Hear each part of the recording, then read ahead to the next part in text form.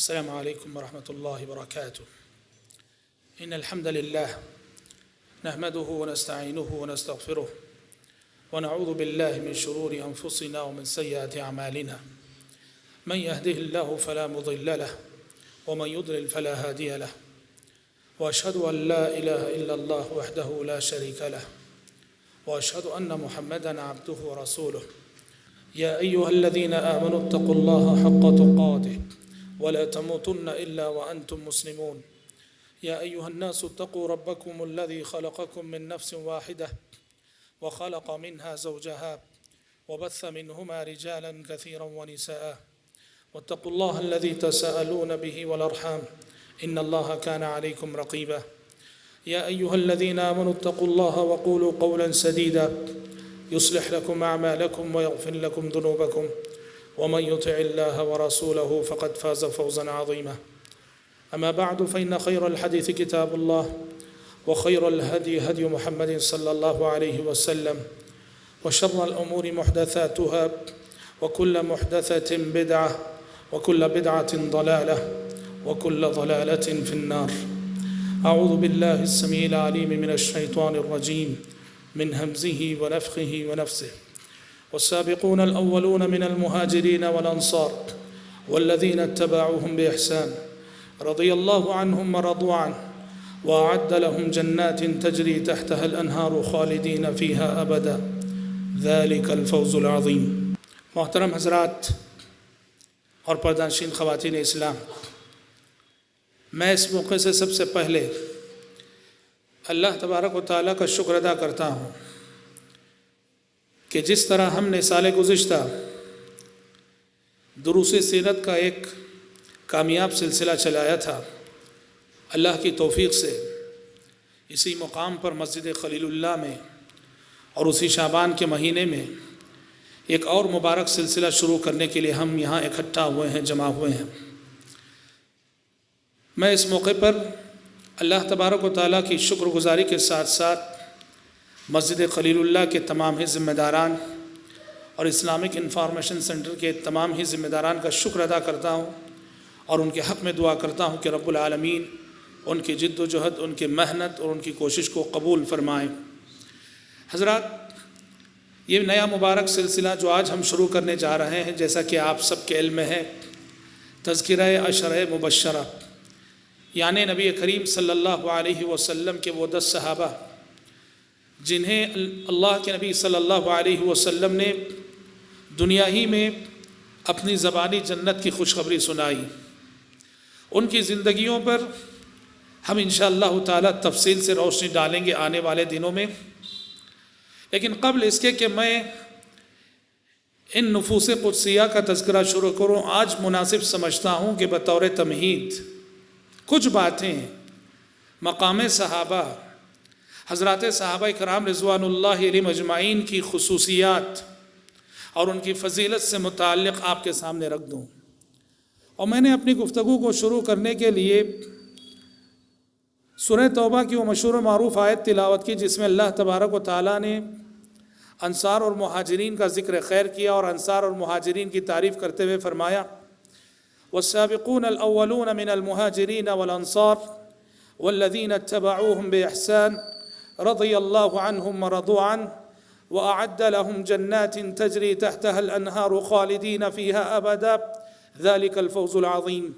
اللہ تعالیٰ نے کہا کہ انصار اور مہاجرین میں سے جنہوں نے ایمان لانے میں سبقت کی اور پہل کی، اور جو ان انصار اور مہاجرین کے نقش قدم پر چلتے ہیں بھلے طریقے سے، اللہ ان سے راضی ہو گیا اور وہ اللہ سے راضی ہو گئے، اور اللہ تعالیٰ نے ان کے لیے ایسی جنتیں تیار کر رکھی ہیں جن کے نیچے سے نہریں بہتی ہیں، اور یہی سب سے بڑی کامیابی ہے۔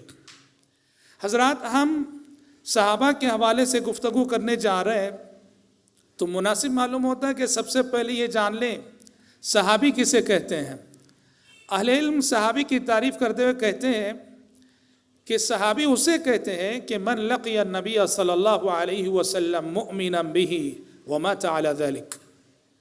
صحابی ہر اس شخص کو کہا جائے گا جس نے ایمان کی حالت میں پیارے نبی سے ملاقات کی ہو اور ایمان کی حالت میں وفات پائی ہو۔ پتہ چلا 3 شرطیں ہیں صحابی ہونے کے لیے. پہلی شرط ہے نبی کریم صلی اللہ علیہ وسلم سے ملاقات. جو نبی سے ملاقات نہ کرے وہ صحابی نہیں ہو سکتا. ویسے قرنی یمن میں تھے، پیارے نبی کا زمانہ انہیں نے پایا، پر پیارے نبی سے ملاقات نہ کر سکے، ماں کی خدمت میں رہے، ماں کی خدمت کی وجہ سے شرف صحبت سے محروم ہو گئے. یہ اور بات ہے کہ اس محرومی کے نتیجے میں اللہ تعالیٰ نے انہیں اور دوسری نعمتوں سے نوازا. تو صحابی ہونے کی پہلی شرط یہ ہے کہ پیارے نبی سے ملاقات ہو، اور صحابی ہونے کی دوسری شرط یہ ہے کہ یہ ملاقات ایمان کی حالت میں ہو. کچھ لوگوں نے پیارے نبی سے ملاقات کی، لیکن جب ملاقات کیے تو وہ کافر تھے، بعد میں ایمان لائے، ان کا شمار صحابہ میں نہیں ہوتا. اس لیے کہ جس وقت پیارے نبی سے ان کی ملاقات ہوئی وہ مومن نہ تھے، مسلمان نہ تھے. تو ایمان کی حالت میں پیارے نبی سے ملاقات کرنا یہ دوسری شرط ہے.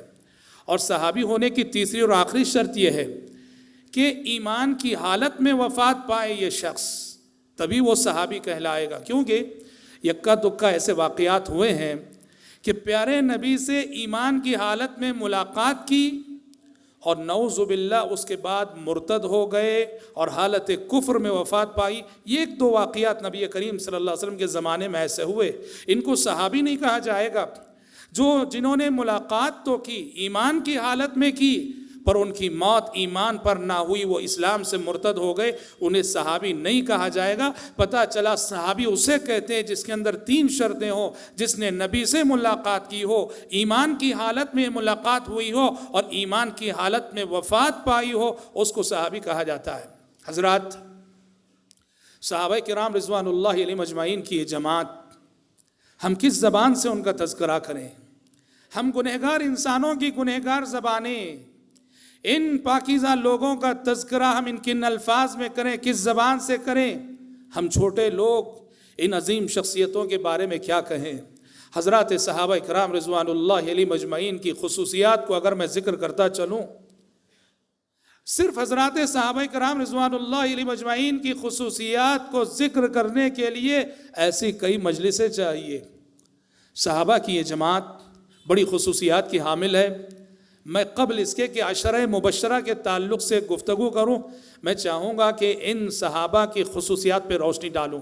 سب سے پہلی بات میں آپ کو بتا دوں، صحابہ کی جماعت کی پہلی خصوصیت یہ ہے کہ یہ اس زمین پر اللہ تبارک و تعالیٰ کا انتخاب تھے. یہ اس زمین پر اللہ تبارک و تعالیٰ کا سلیکشن تھے. اللہ تعالیٰ نے ابو بکر و عمر کو، عثمان و علی کو، عبد الرحمن ابن عوف و سعد ابن ابی وقاص کو، ابو عبیدہ بن جراح، زبیر ابن عوام کو، سعید ابن زید کو، اللہ تبارک و تعالیٰ نے ان صحابہ کو چن لیا تھا اپنے نبی کی صحبت کے لیے، اپنے نبی کی رفاقت کے لیے. چنانچہ نبی کریم صلی اللہ علیہ وسلم پہ ایمان لانے کے بعد یہ صحابہ اسلام کے اولین داعی بن گئے، کتاب و سنت کے اولین مبلغ بن گئے، اور دین اسلام کے لیے سب سے پہلے قربانی دینے کا اعزاز و شرف بھی اسی جماعت صحابہ کو حاصل ہوا. اسلام جو دنیا کے کونے کونے میں پہنچا، اسلام جو دنیا کے گوشے گوشے میں پہنچا، سب سے پہلی محنت انہی صحابہ کی، سب سے پہلی کوشش انہی صحابہ کی، سب سے بڑی جد و جہد انہی صحابہ کی. قیامت تک آنے والے مسلمانوں پر اس جماعت صحابہ کا وہ احسان ہے جس احسان کو ہم دنیا میں چکا نہیں سکتے ہیں. رب العالمین ہی حشر کے میدان میں ان کے احسانات کا بدلہ انہیں دے گا. اور حضرات، صحابہ کی یہ جماعت نبی کریم صلی اللہ علیہ وسلم کی 23 سالہ محنت کا نتیجہ تھی.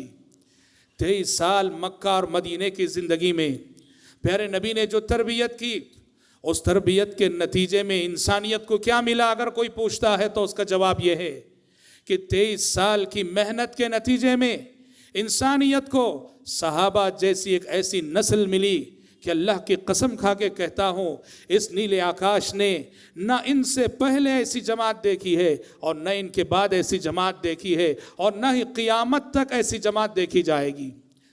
سیرت محمدی نے ان سیرتوں کو ڈھالا تھا. صحابہ کی یہ سیرتیں سیرت محمدی سے بنی تھیں، اور دراصل نبی کریم صلی اللہ علیہ وسلم کے کردار کا عکس تھی یہ جماعت. پیارے نبی صلی اللہ علیہ وسلم کے اندر جو اخلاقی خوبیاں تھیں، جو کمالات تھے، جو اوصاف تھے، آپ دیکھیں گے صحابہ کی یہ جماعت انہی اوصاف کی حامل تھی۔ نبی کریم صلی اللہ علیہ وسلم کا ایمان و یقین ابو بکر کی شکل میں ظاہر ہوا۔ آپ صلی اللہ علیہ وسلم کا عدل و انصاف عمر بن خطاب رضی اللہ عنہ کی شکل میں ظاہر ہوا۔ آپ صلی اللہ علیہ وسلم کی جود و سخا اور آپ کی شرم و حیا عثمان بن عفان رضی اللہ عنہ کے روپ میں ظاہر ہوئی۔ آپ صلی اللہ علیہ وسلم کی دور اندیشی اور فراست علی بن ابی طالب رضی اللہ عنہ کی شکل میں ظاہر ہوئی۔ آپ صلی اللہ علیہ وسلم کی شجاعت اور بہادری خالد بن ولید رضی اللہ عنہ کے روپ میں نمودار ہوئی۔ آپ صلی اللہ علیہ وسلم کی امانت داری ابو عبیدہ بن جراح رضی اللہ عنہ کی شکل میں ظاہر ہوئی۔ آپ صلی اللہ علیہ وسلم کا فقر و فاقہ ابو ذر غفاری رضی اللہ عنہ کے روپ میں ظاہر ہوا، اور آپ صلی اللہ علیہ وسلم کے علوم و معارف معاذ بن جبل، عبداللہ بن مسعود، زید بن ثابت اور عبداللہ بن عباس رضی اللہ عنہم جیسے صحابہ کی شکل میں ظاہر ہوا۔ جو خوبیاں، جو صفات، جو کمالات پیارے نبی کی ایک شخصیت میں جمع تھی، پیارے نبی نے اپنی تربیت سے یہ خوبیاں اپنے صحابہ میں ایک ایک کر کے منتقل کی۔ کسی نے آپ صلی اللہ علیہ وسلم سے جود و سخا کا درس لیا، کسی نے آپ سے شجاعت و جوان مردی کا درس لیا، کسی نے آپ سے شرم و حیا کا سبق پڑھا، کسی نے آپ سے عدل و انصاف کا سبق پڑھا، کسی نے آپ سے سبحان اللہ نبی کریم صلی اللہ علیہ وسلم کی زندگی سے وہ اوصاف حمیدہ اور وہ خصال حمیدہ سیکھے جن اوصاف نے ان انسانوں کو اس دھرتی پر انسانی روپ میں چلتے پھرتے فرشتے بنا دیا۔ حضرات، صحابہ کی جماعت اللہ کی قسم یہ وہ جماعت ہے، کردار کے اعتبار سے اگر دیکھو، کیریکٹر کے اعتبار سے اگر دیکھو، اتنی عظیم جماعت، اتنی بلند جماعت ہے، اور ایسا کردار ہے اس جماعت کا کہ پوری انسانی تاریخ سے چیلنج ہے کہ اللہ کی قسم آپ ایسا کردار کسی اور نسل میں نہیں دکھا سکتے۔ ان کا ایک ایک کردار نقش قدم بن گیا۔ وہ توبہ کریں تو ان کی توبہ نمونہ بن جائے، وہ صبر کریں تو ان کا صبر نمونہ بن جائے، وہ تجارت و کاروبار کریں تو ان کا تجارت نمونہ بن جائے، وہ مہمان نوازی کریں تو ان کی مہمان نوازی آئیڈیل بن جائے۔ آپ واقعات کی روشنی میں دیکھتے چلو، اور میں جو حوالے ابھی آپ کے سامنے دوں گا ان حوالوں کو سامنے رکھ کر انسانی تاریخ سے پوچھو، کیا دنیا کی کسی قوم کے پاس کردار کے ایسے نمونے ملیں گے؟ آپ نے دنیا میں جھگڑے بہت دیکھے ہوں گے، حقوق کے سلسلے میں ہمیشہ جھگڑا کیا دیکھنے کو ملتا ہے؟ حق لینے کا جھگڑا۔ میں کہتا ہوں یہ میرا حق ہے، آپ کہتے ہیں یہ میرا حق ہے، دونوں لڑتے ہیں، جھگڑتے ہیں، بات نہیں بنتی ہے تو عدالتوں کے چکر کاٹتے ہیں، کورٹ جاتے ہیں۔ میں کہتا ہوں یہ میرا ہے، آپ کہتے ہیں یہ میرا ہے۔ دنیا نے ہمیشہ یہی جھگڑے دیکھے ہیں حقوق کے سلسلے میں، ہر کوئی کہتا ہے کہ میرا ہے۔ لیکن اللہ کی قسم کہ آپ نے کبھی کوئی ایسا جھگڑا دیکھا ہے کہ دونوں اس لیے لڑ رہے ہوں، یہ کہہ رہا ہو کہ یہ تیرا ہے اور وہ کہہ رہا ہو کہ یہ تیرا ہے؟ آؤ صحابہ کی جماعت میں، صحابہ کے کردار میں آپ کو ایسے جھگڑے نظر آئیں گے۔ دو صحابی آئے پیارے نبی صلی اللہ علیہ وسلم کی خدمت میں، ایک زمین کا مسئلہ تھا۔ کیا مسئلہ تھا؟ یہ صحابی کہہ رہے تھے کہ یہ زمین میری ہے، اور دوسرے صحابی کہہ رہے تھے کہ وہ زمین میری ہے۔ دونوں پیارے نبی کی خدمت میں پہنچے، پیارے نبی صلی اللہ علیہ وسلم نے دونوں کی بات سنی۔ دونوں کی بات پہلے آپ نے سنی، سننے کے بعد آپ صلی اللہ علیہ وسلم نے کہا کہ دیکھو میں دونوں کی بات سنوں گا اور فیصلہ دوں گا، لیکن میرے فیصلے سے پہلے ایک بات سن لینا۔ کہا کہ ہو سکتا ہے کہ واقعی معنوں میں یہ زمین جس کی ہے، حقدار جو اس زمین کا ہے وہ منہ مرا ہو، اسے اپنے دعوے کو ثابت کرنا نہ آتا ہو، وہ ٹھیک سے اپنے دعوے کو پیش نہیں کر سکا، لیکن دوسرا شخص جس کی یہ زمین نہیں ہے وہ چرب زبان ہو، اور اپنی چرب زبانی کی وجہ سے میرے سامنے وہ ایسے دلائل دیتا ہے، میں متاثر ہو کے اس کے حق میں فیصلہ کر دیتا ہوں۔ کہا کہ یاد رکھ لو، اگر بات ایسی ہوئی کہ کسی کی چرب زبانی سے متاثر ہو کر میں نے وہ زمین اسے دے دی، حالانکہ وہ زمین اس کی نہیں ہے، اس کو سمجھ لینا چاہیے کہ میں اسے زمین کا ٹکڑا نہیں دے رہا ہوں، جہنم کا ٹکڑا دے رہا ہوں۔ کورٹ میں قاضی اور جج کے فیصلہ کرنے سے حق بدل نہیں جاتا۔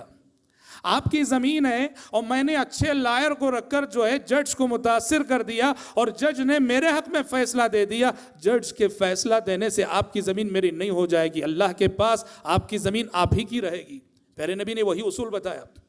جب پیارے نبی نے یہ بات بتائی کہ یاد رہے کہ اگر میں جس کو دے رہا ہوں وہ زمین اس کی نہ ہو تو سمجھ جائے کہ میں زمین نہیں دے رہا ہوں، جہنم کا ٹکڑا دے رہا ہوں. یہ فرمانا ہی تھا صلوات اللہ وسلام علیہ.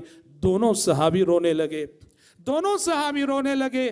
اور تھوڑی دیر پہلے جو یہ جھگڑا کر رہے تھے یہ میرا ہے یہ میرا ہے، اب دونوں یہ جھگڑا کرنے لگے. اللہ کے نبی نہیں، یہ ان کی ہے اور یہ ان کی ہے. وہ کہہ رہے تھے یہ زمین ان کو دے دیجیے، وہ کہہ رہے تھے زمین ان کو دے دیجیے. صلوات اللہ وسلام علیہ رضی اللہ عنہم اجمعین.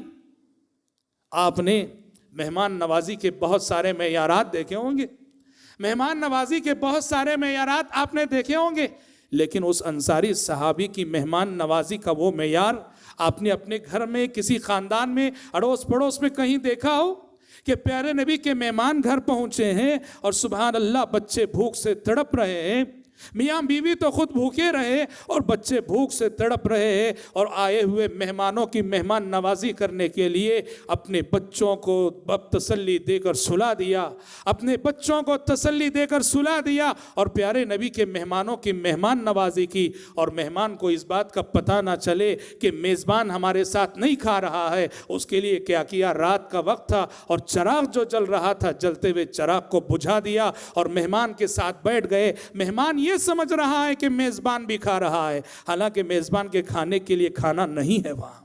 مہمان یہ سمجھ رہا ہے کہ میزبان کھا رہا ہے، میزبان نہیں کھا رہا ہے. ان کے بچے بھوکے سو رہے ہیں، اپنے بچوں کے لقموں کو سبحان اللہ انہوں نے نبی کے آئے ہوئے مہمانوں کو کھلایا. آپ نے صبر کے بہت سارے نمونے دیکھے ہوں گے، صبر کے بہت سارے نمونے دیکھے ہوں گے، لیکن تاریخ انسانی سے چیلنج ہے کہ کوئی ماں ایسا صبر کی ہو تاریخ میں بتا دے جیسا صبر کے ام سلیم نے اپنی لخت جگر اور اپنے بیٹے کی وفات پر صبر کیا تھا. کہ سبحان اللہ جب بیٹے کی وفات ہوئی ام سلیم رضی اللہ عنہا نے، ابو طلحہ کی بیوی تھی، اپنے رشتہ داروں سے کہا کہ ابو طلحہ کو سب سے پہلے حادثے کی خبر میں دوں گی، کوئی بتانا نہیں. ابو طلحہ گھر آئے، ابو طلحہ گھر آئے، ام سلیم رضی اللہ عنہا نے ان کے لیے بناؤ سنگار کیا اور ازدواجی تعلقات قائم ہونے کے بعد ام سلیم کہتی ہیں ابو طلحہ بتاؤ، ابو طلحہ بتاؤ کہ اگر کوئی آپ کے پاس اپنی امانت رکھے اور وہ اپنی امانت واپس لینا چاہے، اسے واپس لینے کا حق ہوتا ہے کہ نہیں؟ ابو طلحہ نے کہا امانت جس کی ہے وہ جب چاہے واپس لے سکتا ہے. ام سلیم نے کہا جب بات ایسی ہے تو سنیے کہ ہمارا وہ بیٹا، ہمارا وہ لخت جگر جو بیمار چل رہا تھا، اللہ تعالیٰ نے اپنی امانت ہم سے واپس لے لی ہے. دنیا کی تاریخ سے چیلنج ہے کہ دنیا میں کسی ماں نے اپنے بیٹے کی وفات پہ ایسا صبر کیا ہو. آپ کہیں ایسا نمونہ نہیں دکھا سکتے. توبہ و استغفار کے بہت سارے نمونے آپ نے دیکھے ہوں گے، لیکن امرأ غامدیہ رضی اللہ عنہا کی توبہ کا نمونہ انسانی تاریخ میں اپنی مثال آپ ہے. رونگٹے کھڑا کر دینے والا وہ واقعہ. امرأ غامدیہ بشر تھی، انسان تھی، غلطی ہو گئی، بدکاری کر بیٹھی، زنا کر بیٹھی، پیارے نبی کی خدمت میں آئی، احساس ندامت سے تڑپ رہی تھی، اس گناہ کے تھبے سے خود کو پاک کرنا چاہ رہی تھی. پیارے نبی کے پاس آ کے اقرار کیا، اعتراف کیا، کہا اللہ کے نبی میں نے بدکاری کی ہے، مجھے پاک کیجئے. پیارے نبی خاموش رہے، اعراض کیا تو دوسری سمت سے آئیں، کہا اللہ کے نبی میں نے بدکاری کی ہے، مجھے پاک کیجئے. پیارے نبی خاموش رہے، تیسری سمت سے آئیں، کہا اللہ کے نبی میں نے بدکاری کی ہے، مجھے پاک کیجئے. پیارے نبی خاموش رہے، پھر دوسری سمت سے آئی، چوتھی مرتبہ کہا اللہ کے نبی میں نے بدکاری کی ہے، مجھے پاک کیجئے. زنا کے سلسلے میں قاعدہ یہ ہے کہ 4 مرتبہ اقرار ضروری ہوتا ہے. جب 4 مرتبہ اقرار کر بیٹھی، پیارے نبی ان کی جانب متوجہ ہوئے، پوچھا کہ بتاؤ تم نے کیا جرم کیا ہے؟ امرأ غامدیہ نے اقرار کر لیا، اعتراف کر لیا. پیارے نبی نے کہا کہ جاؤ ولادت کے بعد آنا، ڈیلیوری کے بعد آنا. سبحان اللہ، گئیں، بچے کی ولادت ہو گئی. ولادت ہونے کے بعد بچے کو لے کر پیارے نبی کی خدمت میں آئیں، کہا اللہ کے نبی دیکھیے ولادت ہو گئی ہے، اب مجھے پاک کیجئے میرے گناہ سے.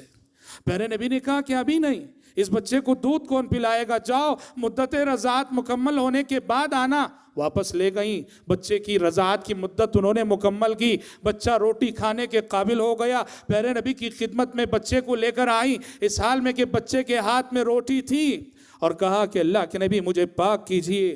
پیارے نبی نے بچہ جو ایک انصاری صحابی کے حوالے کیا اور امرہ غامدیہ پہ حد جاری کر دی۔ جو سزا شریعت میں ہے وہ سزا نبی کریم صلی اللہ علیہ وسلم نے امرہ غامدیہ پہ جو ہے نافذ کر دی۔ حضرات، انسانی تاریخ میں توبہ و استغفار کا ایک غیر معمولی واقعہ ہے، ندامت کا غیر معمولی واقعہ۔ دیکھو، انسان گناہ کرنے کے بعد نادم ہوتا ہے، ندامت 1 ہفتہ رہتی ہے، 2 ہفتہ رہتی ہے، مہینہ رہتی ہے، 2 مہینہ رہتی ہے، لیکن یہاں ندامت کا معیار ملاحظہ کیجئے۔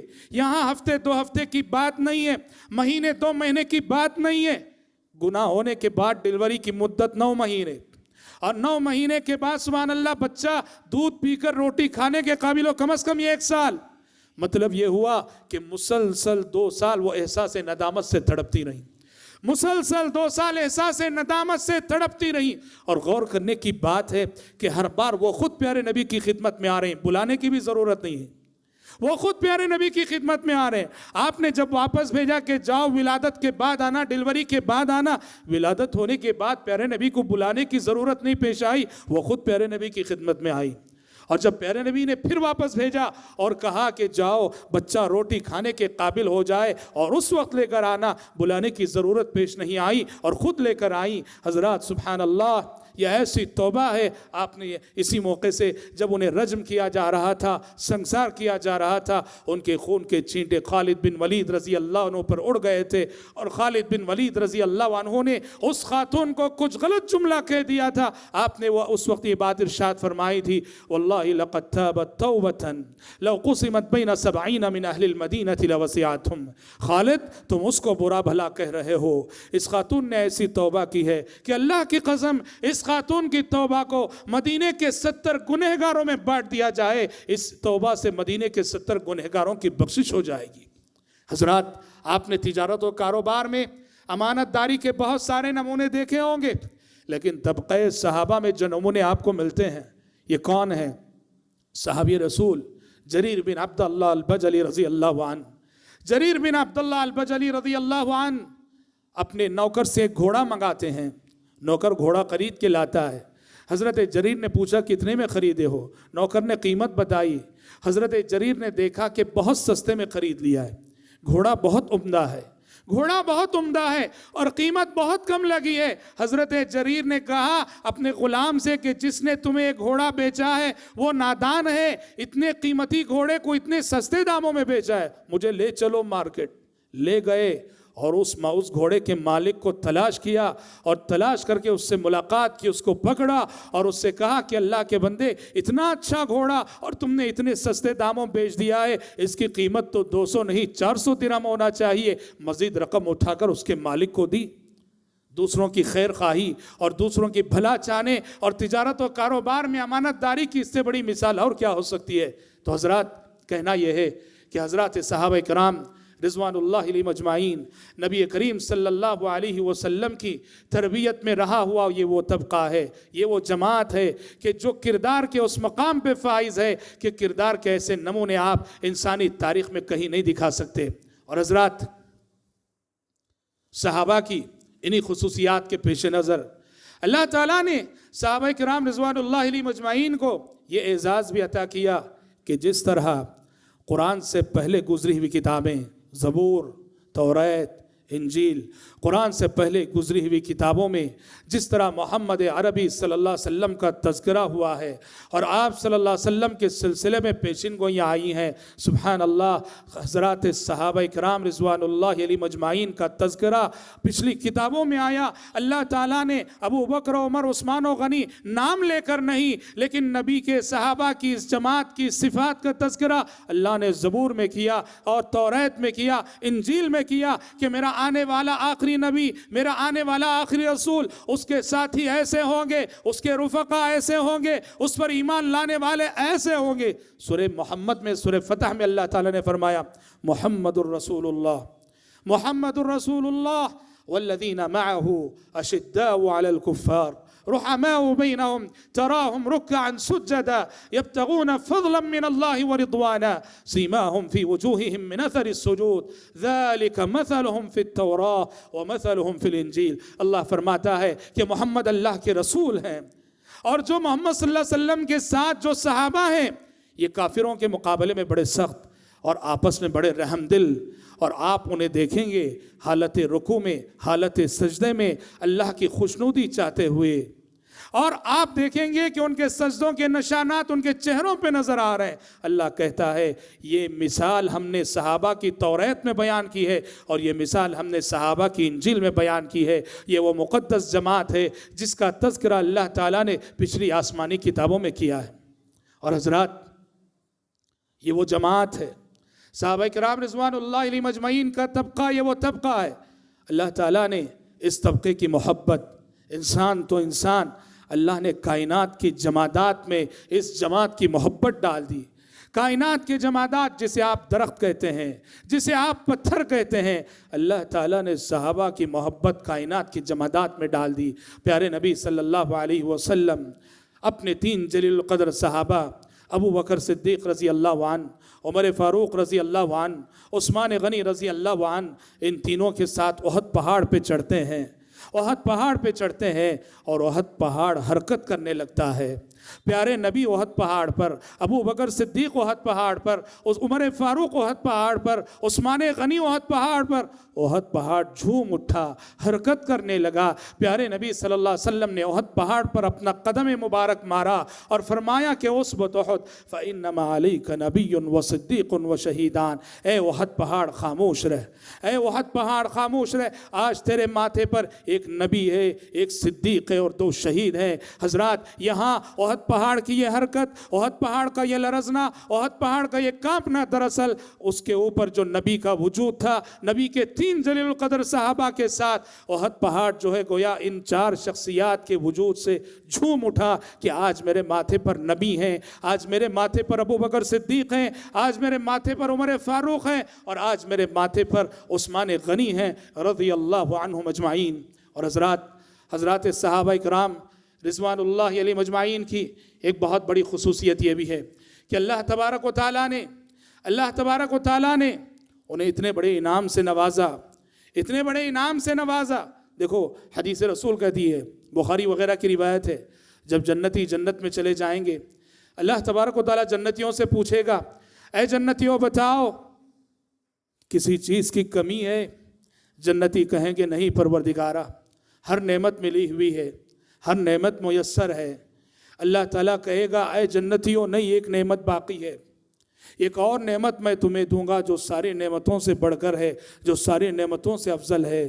जन्नती कहेंगे, अल्लाह कौन सी नेमत है?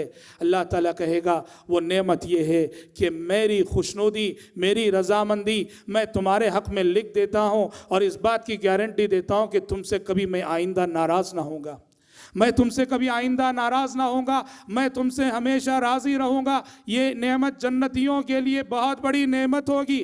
हज़रात, कहना यह है, जन्नतियों के लिए जो इतनी बड़ी नेमत है, जन्नतियों को मिलने वाली जो इतनी बड़ी नेमत है, अल्लाह की खुशनुदी और अल्लाह की रज़ामंदी, अल्लाह तबारक व तआला ने ये नेमत अपने पैगंबर के सहाबा को दुनिया ही में दे दी। जब अल्लाह ने कुरान में कहा, रज़ियल्लाहु अन्हुम व रज़ुआन, रज़ियल्लाहु अन्हुम व रज़ुआन, अल्लाह उनसे राज़ी हो गया और वो अल्लाह से राज़ी हो गए।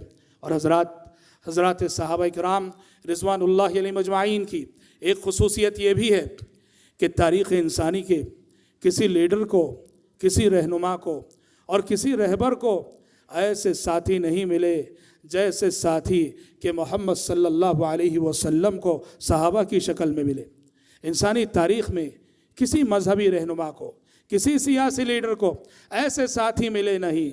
आप देखिए, ईसाई हज़रात इस बात को मानते हैं, ईसाइयों की तारीख़ में ये बात है कि जब ईसा अलैहिस्सलाम के दुश्मन ईसा अलैहिस्सलाम को शहीद करने के लिए दौड़ा रहे थे, ईसा अलैहिस्सलाम को शहीद करने के लिए दौड़ा रहे थे, तो ईसा अलैहिस्सलाम के जो अपने करीबी साथी थे, जिन्हें हवारी कहा जाता था, हज़रत ईसा अलैहिस्सलाम को ख़तरे में मुब्तला देखकर बेयारो मददगार छोड़ के भाग खड़े हुए। ईसाइयों ने इस बात का इकरार किया, عیسائی اس بات کا اقرار کرتے ہیں کہ عیسیٰ علیہ السلام کے قریبی شاگرد جنہیں حواری کہا جاتا ہے، جب دشمن ان کا پیچھا کر رہے تھے، حواری عیسیٰ علیہ السلام کو خطرے میں مبتلا دیکھ کر بے یار و مددگار چھوڑ کر بھاگ کھڑے ہوئے، جبکہ نبی کریم صلی اللہ علیہ وسلم کے صحابہ کی خصوصیت یہ تھی کہ نبی کریم صلی اللہ علیہ وسلم کے صحابہ کبھی بھی نبی کریم صلی اللہ علیہ وسلم کو تنہا نہیں چھوڑتے تھے۔ جب بھی آپ پر کوئی خطرے کی گھڑی آئی، صحابہ کرام رضوان اللہ علیہم اجمعین نے اپنی جان کو خطرے میں ڈال کر آپ کے سامنے ڈھال بن گئے، اور آپ صلی اللہ علیہ وسلم کی جان کی حفاظت کے لیے اپنی جانوں کا نذرانہ پیش کیا۔ مختصر یہ کہ تاریخ میں کسی مذہبی رہنما کو، کسی لیڈر کو ایسے ساتھی نہیں ملے جیسے ساتھی کے محمد عربی صلی اللہ علیہ وسلم کو ملے۔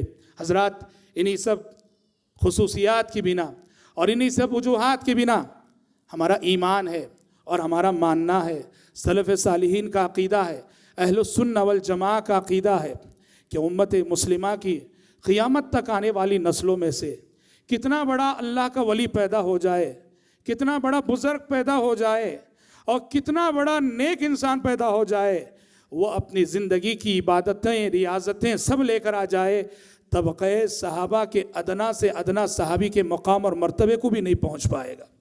صحابی کا مقام اور صحابی کا مرتبہ یہ وہ اتنا بڑا اعزاز ہے کہ غیر صحابی کبھی صحابی کے مقام کو پہنچ نہیں سکتا۔ غیر صحابی کی بات ہم کیا کریں؟ قرآن کہتا ہے کہ خود بعض صحابہ کے مقام کو نہیں پہنچ پائیں گے۔ سابقین اولین جو پہلے ایمان لائے، جنہوں نے ایمان لانے میں سبقت کی، جو پہلے ایمان لائے، قرآن مجید کہتا ہے کہ بعد میں ایمان لانے والے صحابہ کبھی جو ہے سابقین اولین کے مقام اور مرتبے کو نہیں پہنچ پائیں گے۔ اللہ تعالیٰ نے سورہ حدید میں فرمایا لا يستوي منكم من انفق من قبل الفتح وقاتل اولئك اعظم درجة من الذين انفقوا من بعد وقاتلوا وكلا وعد الله الحسنى۔ اللہ تعالیٰ کہتا ہے کہ صلح حدیبیہ سے پہلے تم میں سے جو لوگ اسلام کے لیے خرچ کرتے رہے اور صلح حدیبیہ کے بعد تم میں سے جن لوگوں نے اسلام کے لیے خرچ کیا، یہ دونوں کبھی برابر نہیں ہو سکتے۔ صلح حدیبیہ سے پہلے ایمان لانے والے، صلح حدیبیہ سے پہلے اسلام کے لیے قربانی دینے والے، صلح حدیبیہ سے پہلے اسلام کے لیے خرچ کرنے والے افضل ہیں، ہمیشہ افضل رہیں گے۔ صلح حدیبیہ کے بعد ایمان لانے والا کوئی صحابی صلح حدیبیہ سے پہلے ایمان لانے والے صحابی کے مقام اور مرتبے کو نہیں پہنچ پائے گا۔ دیکھیے، ایک مرتبہ یہ ہوا، دو صحابہ کے درمیان کچھ جھگڑا ہو گیا، حضرت خالد بن ولید رضی اللہ عنہ اور حضرت عبد الرحمن ابن عوف رضی اللہ عنہ، دونوں میں جھگڑا ہو گیا۔ عبد الرحمن ابن عوف سابقین اولین میں سے ہیں، خالد بن ولید رضی اللہ عنہ دیر سے اسلام لانے والوں میں سے ہیں۔ خالد بن ولید رضی اللہ عنہ نے عبد الرحمن ابن عوف کو برا بھلا کہہ دیا۔ پیارے نبی نے خالد بن ولید سے مخاطب ہو کے کہا کہ میرے صحابہ کو گالی نہ دو، میرے صحابہ کو گالی نہ دو، اللہ کی قسم تم میں سے کوئی شخص احد پہاڑ کے برابر بھی سونا خرچ کر لے تو میرے صحابہ نے میرے ساتھ رہتے ہوئے آدھا مجھ جو صدقے میں دیا تھا اس کے برابر اجر و ثواب کو تم نہیں پہنچ پاؤ گے۔ یعنی مطلب یہ تھا کہ آپ صلی اللہ علیہ وسلم خالد بن ولید سے فرما رہے تھے کہ اے خالد، تم اگر احد پہاڑ کے برابر سونا خرچ کر لو، عبد الرحمن ابن عوف نے میرے ساتھ رہتے ہوئے ایک مجھ جو صدقہ کیا تھا، آدھا مجھ جو صدقہ کیا تھا، تم اس جو کے اس مد کے اجر و ثواب کو نہیں پہنچ پاؤ گے۔ صحابی جب صحابی کے مقام اور مرتبے کو نہیں پہنچ پائے گا تو حضرات غیر صحابی کبھی صحابی کے مقام اور مرتبے کو پہنچ نہیں پائے گا۔ یہ بات تو سوچی بھی نہیں جا سکتی۔ حضرات، صحابہ کرام رضوان اللہ علیہم اجمعین کی خصوصیات بہت عظیم ہیں۔ سلف صالحین رحمۃ اللہ علیہ مجمعین کا ایک عقیدہ یہ بھی ہے کہ صحابہ کے آپس میں مراتب ہیں، درجات ہیں، سارے صحابہ ایک درجے کے نہیں ہیں، ایک رتبے کے نہیں ہیں۔ عقیدے کی جو کتابیں ہیں، عقیدے کی کتابوں میں یہ بات آئی ہے کہ صحابہ کے مراتب ہیں۔ صحابہ میں سب سے افضل خلفائے راشدین ہیں۔ خلفائے راشدین کے بعد عشرہ مبشرہ کے بقیہ 6 صحابہ ہیں، اور ان کے بعد نبی کے بدری صحابہ ہیں جو بدر میں شریک رہے، اور ان کے بعد اہل احد ہیں جو غزوہ احد میں شریک رہے، اور ان کے بعد اہل بیت الرضوان ہیں جو صلح حدیبیہ کے موقع پر نبی کریم صلی اللہ علیہ وسلم کے ساتھ شریک رہے، اور ان کے بعد دوسرے صحابہ۔ کہنا یہ ہے صحابہ کے بھی مراتب ہیں، صحابہ کے بھی درجات ہیں، اور انہی مراتب اور درجات کے اعتبار سے عشرہ مبشرہ کا مقام سب سے اونچا آتا ہے، سب سے پہلا آتا ہے، جن کے سلسلے میں ہم انشاءاللہ تعالی آنے والے کل انشاءاللہ تعالی گفتگو کریں گے۔ عشرہ مبشرہ کا تذکرہ، اور یہ کہ عشرہ مبشرہ میں یعنی کیا یہ 10 صحابہ ہی جنتی ہیں یا ان کے علاوہ اور صحابہ بھی جنتی ہیں، یہ ساری باتیں ہم انشاءاللہ تعالی کل کے اپنے درس میں بیان کریں گے۔ آج اسی پر اکتفا کرتے ہوئے دعا کرتے ہیں رب العالمین سے کہ اللہ تبارک و تعالی ہم سب کو حضرات صحابہ کرام رضوان اللہ علیہم اجمعین کے نقش قدم پر چلنے کی توفیق عطا فرمائے، آمین۔ وآخر دعوانا الحمد للہ رب العالمین۔